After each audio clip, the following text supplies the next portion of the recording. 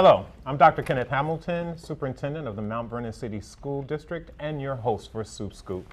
We have a very special episode scheduled today. Joining me today in our first segment is our Senior Architect, Ken Baviello, and our Director of Facilities, Mr. Michael Pelliccio. And they will be talking to us today about our journey through some of the renovations that are occurring in the district and how we stand as it relates to the 2020 vision and the 2016 bond and its 2017 revision.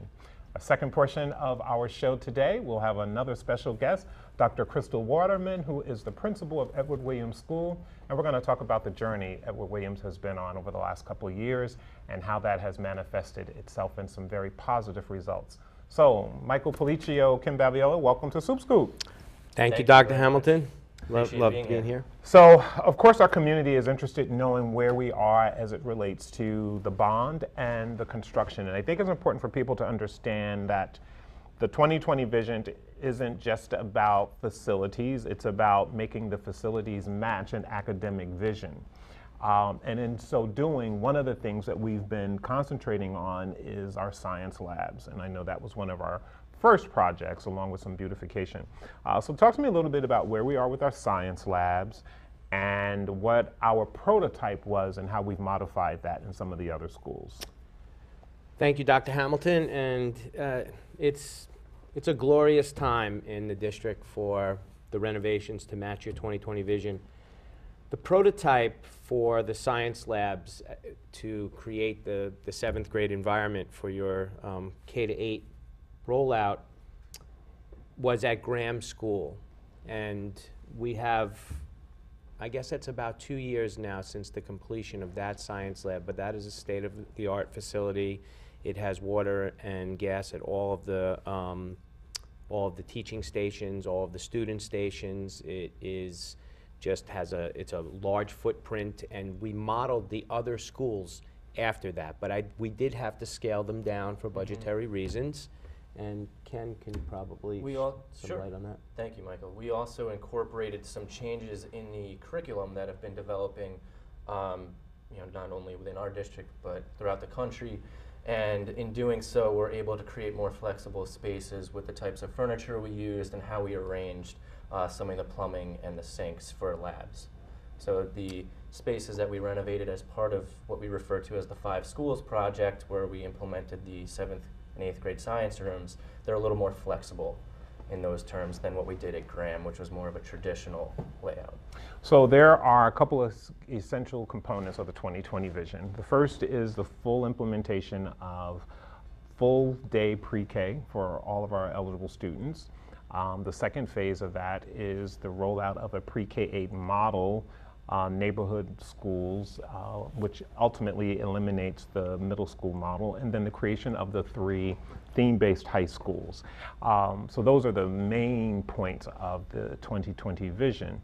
And where are we in relationship? Let's start with pre-K, with rolling out our targeted timeline for full implementation of full day pre-K as it relates to getting our facilities ready to accommodate that kind of instructional program.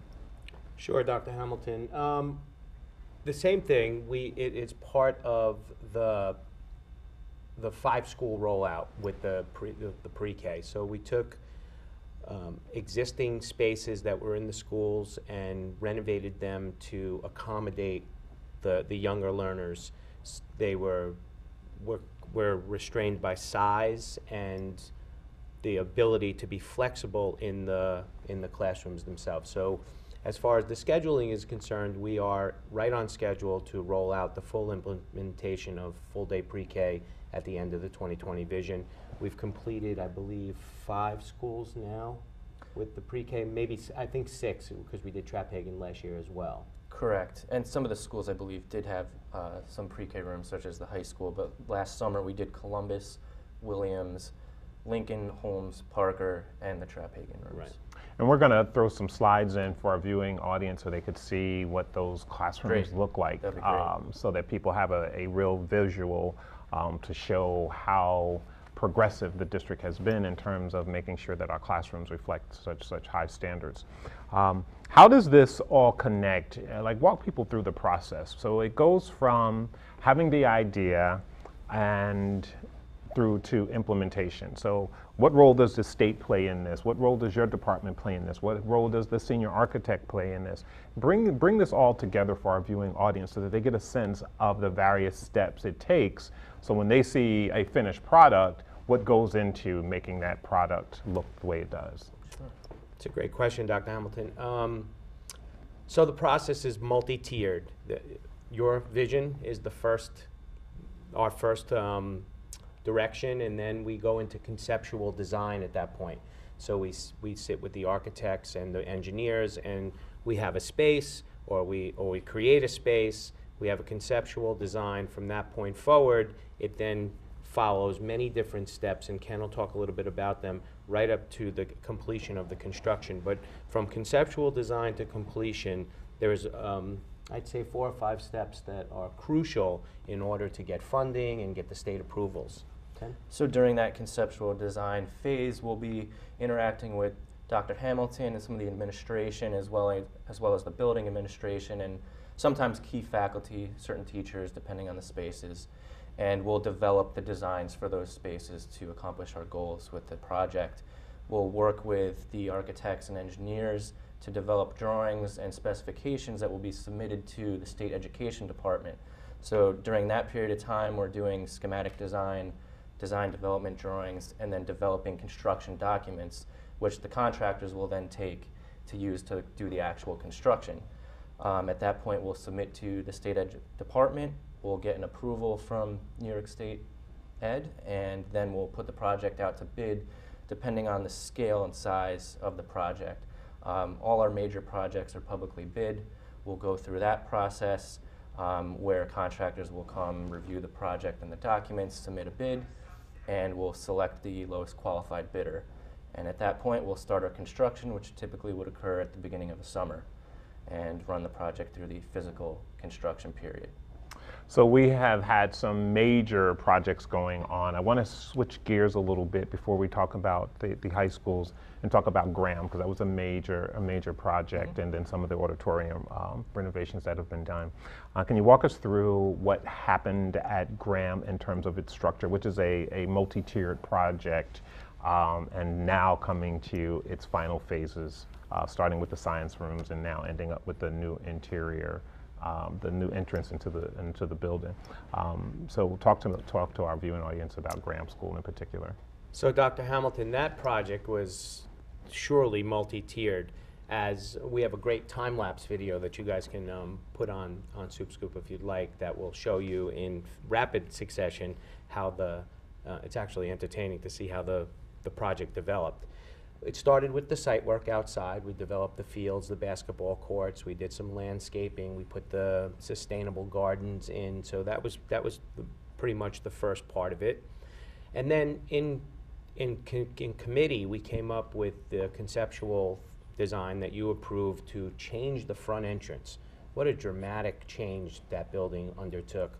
We had, as you know, we walked down steps. We were subterranean getting into the building. Now we have the grandiose big entrance off of Bedford Avenue. It really gave curb appeal and the real feeling of an institute of higher learning, if you will. And with big columns, and it's absolutely beautiful. And then we did interior renovations. We're doing IT and security in there. So it's almost a complete renovation, and it's on schedule. It's actually completed. We're doing some punch list stuff, and we're very proud of that final product. Yeah. It is exceptional. Ken, what role in terms of some of the very specific details that go into reconfiguring an existing building, having construction occur while kids are in school, how does that happen, and how do we ensure student safety from an architectural perspective? Sure, there's a lot that goes into that. There are state mandated regulations and codes that must be followed. Not only with the design of the project and what it's going to become, but during the course of construction.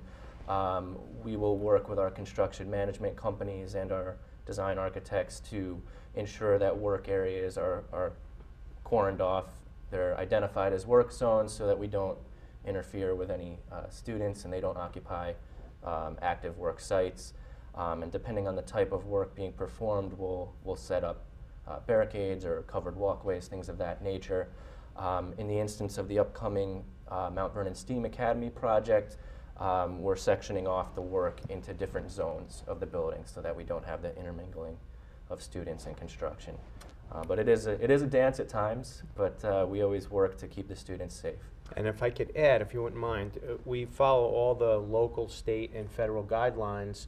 We constantly monitor air quality for the safety of the students and the faculty throughout the process, because it's virtually impossible to shut down a school and then do the work, so you have to do it during shared time, and I think we accomplished that very safely. While our viewing audience is taking a look at this time-lapse video, we're going to take a break, and then we're going to come back and talk a little bit about our next big project, which is Thornton School. So we'll be right back.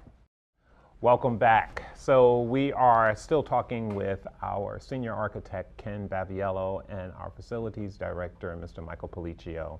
And before the break, we talked about another major project that's going on, which is our Thornton High School project. So we are in the process of renovating what I think is probably one of the most spectacular auditoriums I've ever seen in terms of its original design back in 1924, I believe. Yeah. And that is now being rehabbed into this state-of-the-art performing arts venue. Talk to me about that process, and Ken, if you will start by sharing with us how we will maintain some of the integrity of the original design to create some of that historical significance that was a part of that building in the 1920s. So we are maintaining the original layout. We did not change the configuration of the space. The original balcony is being maintained, and given the vintage of the building, there's a lot of old plaster work in this building, especially the auditorium with the walls, undersides of the balcony, the proscenium of the stage. So instead of tearing that down, we kept it and repaired it as best we could. And when you guys see the finished product, you're going to be very pleased. We had some great plaster work done in that space. And as part of the scope, we also maintained the original murals adjacent to the stage. Those were protected during construction, so we're looking forward to exposing them again. Awesome. And we're replacing seating and painting. As the Supt said, state-of-the-art lighting and sound has been installed, and it's really going to be a fantastic space for our district and our community. Yes. Michael, what's our timetable for bringing that facility back online? So, as you know, the Thornton project is our most grandiose, but it surely was our most challenging project as well. We are on schedule for this year to be completed with the dance studio, which is already up and running, the experimental theater, which will be turned over next week to the principal and the director, and then, of course, the big auditorium. So we're scheduled to open up with a performance in May. We're on schedule for that. And then throughout the summer of this year, we'll be doing site work, both on the outside around where the auditorium meets 6th Avenue and 5th Avenue, and then the parking lots across the street, so we can give some parking to the people that come see the shows. But we're on schedule, but it was a challenge for sure. Without a doubt. Pennington is another project that I'm particularly proud of because of the ability to maintain the blend the old and the new, and what an extraordinary job that is. When we started this 2020 vision, I was very clear to our community that there would be some growing pains, and those growing pains would mean there would be some noise going on during some of the instructional time. There would be some inconveniences around parking and drop-off and pickup. But if folks would just be patient, they would really appreciate the final product. Let's walk through Pennington a little bit, and I want to give the viewing audience an opportunity to view some of the photos from the interior and the exterior portions of the building, that it is now almost complete. When do we anticipate that building will be online, and what do some of those classrooms look like in terms of new instructional space? Great, Dr. Hamilton. So again, Pennington is an amazing building. It looks like a New England private school somewhere. It's just beautiful architecture there.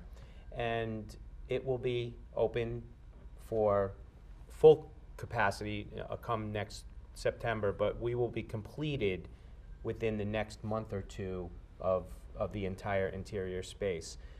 So the classrooms are all, 700 plus square feet. They're beautiful. The ambient light with the giant windows that are in each of the space really makes it a warm, nurturing place to learn. There's 12 classrooms. There's a 12 classroom addition plus a cafeteria. The site work there it will fall in with the architecture of the building. It was easily maintained. The architectural work was great. Mm-hmm. So. Yeah, the goal was to make the new addition match the existing structure that was there, and I think we, along with our design consultants, did a really nice job of blending that architecture. It almost looks like it's always been there. Yes. And when the job is complete, I think that'll be a real nice fit in the neighborhood. As Michael was saying, the addition will be completed this spring.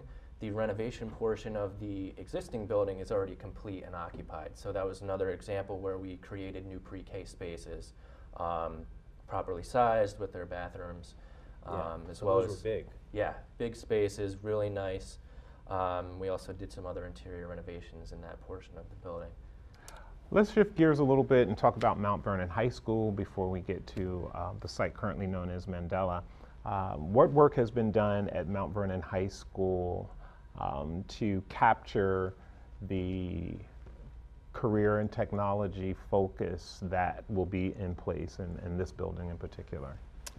Also, we're very proud of the work that we've done here at the high school. We've created a cosmetology suite, we've created a dental lab, we have plans to do a culinary teaching kitchen renovation of it with a classroom extension to that.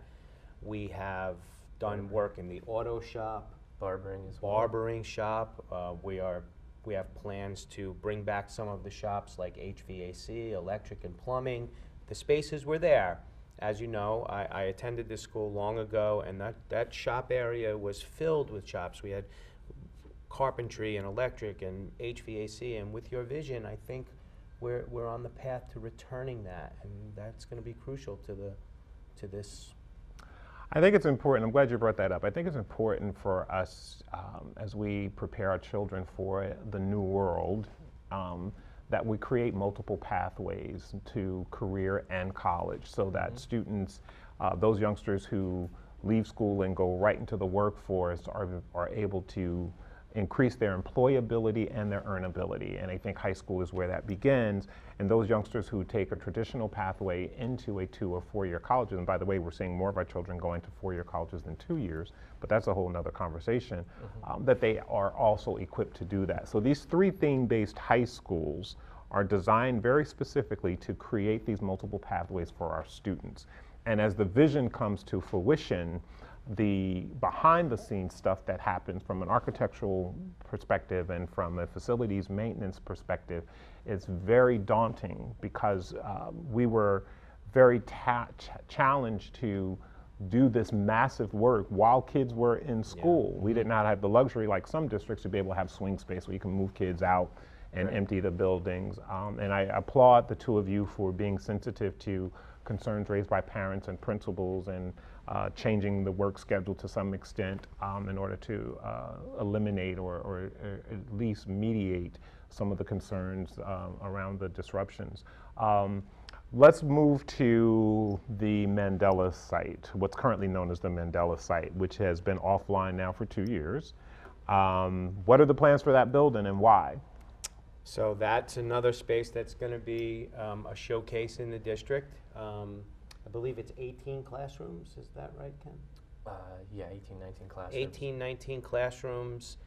If you look at that, that's more of an urban setting type of building. Maybe you would see that in the middle of a street in New York City. It's tall and it occupies a small footprint as far as property is concerned, but it's packed with a lot of potential in there, and we're out to bid now. The packages are on the street, and we're hoping to come in under budget and start construction this spring, and we'll be ready to meet the challenges once I know that that has caused some redistricting, and once that space comes available, it'll open up spaces in other buildings. So this is the culmination of your vision, this last piece here, and we're ready to take it on. This has been an amazing journey to see it all happen, and happen very quickly, I might add. Yeah. Like when we did our presentation for the board to update them on the bond, to reassure our community, one, that the bond was happening, two, that the projects were being worked on, and three, there was sufficient monies available to complete the bond. It was amazing to see how much work has been done in such a short period of time. So kudos to you and your team for being able to make that happen. I could not be more proud to be the superintendent of Mount Vernon as this journey unfolds. And I have to say, you alluded to the redistricting. So we will be rolling out a redistricting plan that will impact certain schools, and that is designed very specifically to populate the new classrooms at Pennington School. So Pennington will be inheriting some new students from some of our other schools, and we're also doing this because we want to eliminate the need to have a bunch of trailers in our district while we make this expansion to our pre-K 8 reconfiguration. So you'll be getting more information about our redistricting plan and who will be impacted by that plan, when you will be impacted, and how you will be impacted. So that information is forthcoming. I want to thank you too for being on our show today. Thank you so much for your contribution to the 2020 vision. Thank you. And coming up next will be Dr. Crystal Waterman, principal of Edward Williams Elementary School. Stay tuned, we'll be right back. Hello and welcome back. Joining me now is Dr. Crystal Waterman, who is the principal of Edward Williams School. Welcome to Soup Scoop, Dr. Waterman. Thank you. Thank you for having me, Dr. Hamilton. So we have just been informed that 15 of our 16 schools are now schools in good standing. Yes. And while I'm proud of all of our schools and all of our principals who've been doing an outstanding job, I'm particularly proud of Edward Williams because it is one of our neediest schools because of its demographics, quite frankly. And I think the progress has been outstanding. So kudos to you and your staff. Thank you for that recognition. So talk to me about what makes Edward Williams unique. We often hear about the perception in our community about Edward Williams School. And I think there are some unique demographics that people don't always know and understand about your school community in particular. Talk a little bit about that. Sure. Well, we do service approximately 45% of our students are either homeless or displaced. So it does give us a uniqueness in our community that we understand that we are servicing children who have great need. And with that, though, comes a tremendous amount of resources. First of all, we have a dynamic staff. I have teachers who are so committed to the work of supporting our children and ensuring that they leave our school proficient in reading and writing. We are working so diligently toward that, so kudos to the entire staff. We have an additional resource as far as a social worker who caters specifically to our homeless population. So that's one of the things that is in place at Williams that really helps. And our social worker, Ms. Ramona Parker, she has worked with some of our homeless families to help them find housing, to help them find, some of our parents to find jobs. For some of them that are recently finding some place to live, she helps them find furniture for their homes, things of that nature. So we're not just educating a population of children in the school, while that is extremely important, but we're also helping families find stability as well. So it makes us very unique. I think that is something that is very unique about Edward Williams School. And when people think about educating the whole child, they often don't know about all those dynamics. I was fortunate enough to be able to present testimony yesterday at the state capitol, and I talked about the conditions of poverty in particular and the sociological and psychological implications of poverty and what it takes to educate children who come from poverty, but then tether that to the demoralization and the bad connotation that comes along with being homeless on top of all of that, and then being challenged with educating those youngsters. You talked about some of the resources that are available in your building. I know one of the things that you've added on this year was a crisis teacher. Yes, that has been such a lifesaver for us. And you did mention a moment ago about the perception of our school. We have phenomenal children, and they're children who face challenges. And with the position, the crisis position that we now have available in the building, when our children, sometimes they are just frustrated when they come in the morning because of what they've come from at home. Sometimes they're just hungry. Sometimes they're exhausted. And sometimes the way that they display their frustration is by acting out, and we recognize that. And so our crisis intervention specialist is someone who is in-house, was in-house, and also serves our community, and lives in the community also. And so what he's been able to do is to really tap into those unique needs that the children need when they are in crisis and get them settled and back into class. Because at the end of the day, what we need is for them to receive a quality education. And they can't do that if they don't have the tools that they need. And I think that with all that we've been doing, we're really changing the perception that Edward Williams had when I became principal 3 years ago. We are not this horrible school. Come on into the building, come on over. You'll see some dynamic things happening in the building, particularly with our staff, our children, and the construction now happening in our building. You hit on a couple of things I really want to give you an opportunity to elaborate on. We've been hearing a lot about mental, I'm going to call it mental wellness, Yes. frankly, because there is a connotation associated with that. But many of our children come to school with issues that are grown out of exposure to trauma. Yes. How do you manage that on a daily basis when your primary responsibility is about providing instructional leadership, but simultaneously addressing the issues of mental wellness in your building, and getting kids to the point where they can get in those classrooms where you've had a dramatic input? Yes. So we've worked with a couple of agencies. We are implementing what's known as Restorative Justice. I'm sure you've heard of it. And this gives us, our children, an opportunity to talk in what we call peace circles and sort of set the tone for their day. We've also done some work with the Andrus Children's Center, and in the morning, our children have an opportunity to set goals for their day.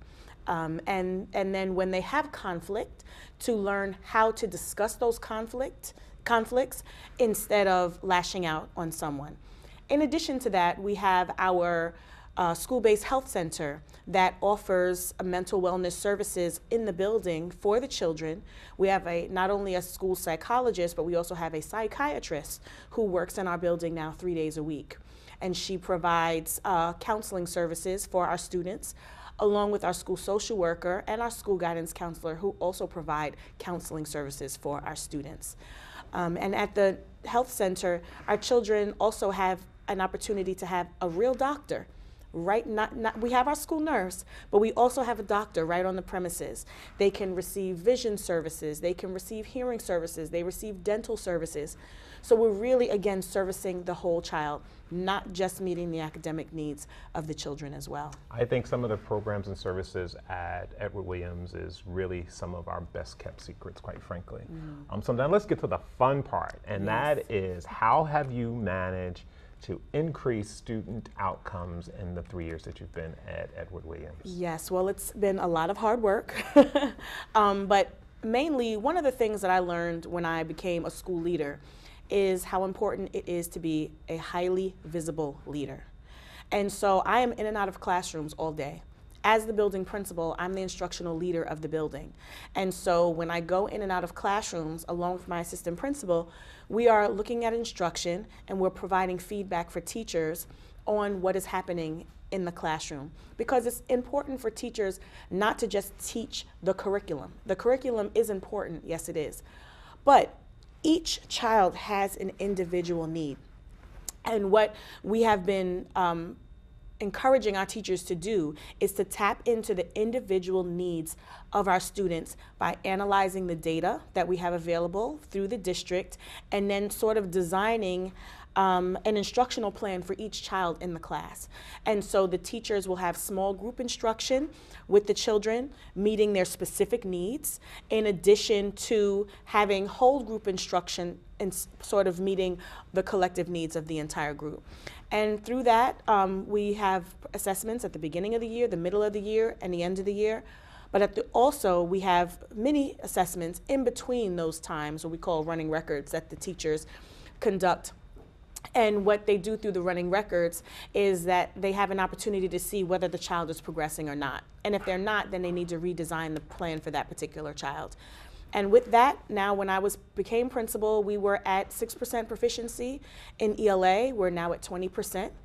And that's after 2 years of assessment data. And in math, we were at 2% proficiency. 2% of all of the students in Williams, when I became principal, were able to achieve math on grade level, which to me is just unacceptable. We're now at 14% proficiency, and we're looking for those numbers to continue to rise. Awesome. I know one of the things that we talked about when you first came in was having a focus on balanced literacy. Yes. And making that really making our children more literate, and our teachers developing some common core practices around increasing literacy. How has the Balanced Literacy Initiative been rolling out at Edward Williams? It is moving along. It's we have to do things in stages, because there's a lot to balance literacy. So this year we've really been honing in on guided reading, which particularly is a small group reading instruction that the teachers provide for small groups of children, based on what we call, once we find the child's independent reading level, the teacher then instructs the child at an instructional reading level, which is a little bit higher than their independent reading level. And what the teachers are doing is teaching the children the habits to become better readers, to become more proficient readers, and to really comprehend what they're reading. In addition to that, in our testing grades 3 through 6, we have a huge focus on writing as well. Because the state exam, although we're not preparing students just to take an exam, the reality is that they do have to take an exam. And so what our teachers have been doing in our classes is really taking time to help the children pull apart what are good components of a writing piece. So when they sit down to take the exam independently, they're able to do that. Awesome, awesome.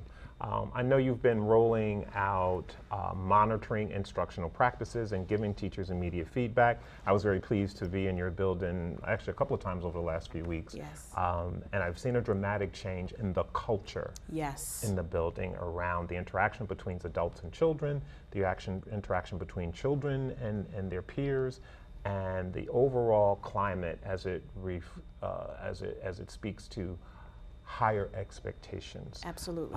In the time that we have left, talk to me about how you've managed to impact that culture in your building. Well, one of the things that I learned in conversation both between you and Dr. Gorman is our culture becomes what we allow. And if we set the bar high for expectations in our school, the children will rise to the occasion. And so through some of the AVID strategies that we've been using in the district, with some other schools that are also implementing AVID, we have just made a real focus on high expectations, college and career readiness. We have encouragement chants for our students, just different ways for our children to interact with their peers, interact with adults, and continuing to set the bar high so that when they see someone, they know that they need to say good morning. And when they're in their classes, they understand that everyone needs an opportunity to grow as a learner and to just continue to encourage their classmates moving forward. I can't tell you how proud I am of you, Thank you. Individually. One of my direct reports, but more importantly, what you have done for the Edward Williams School community. Thank you.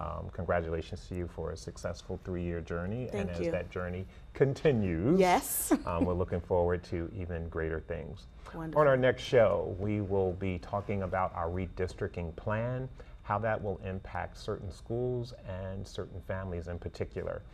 We're going to close out this segment. I'm going to ask Dr. Waterman to share that Edward Williams School affirmation that students recite each morning, which I think says a whole lot about the culture in the building. Remember, at Edward Williams, we have pride in our school and in ourselves. We act kindly, we work hard, and we demonstrate self-control. That's it for now. See you next time on Soup Scoop.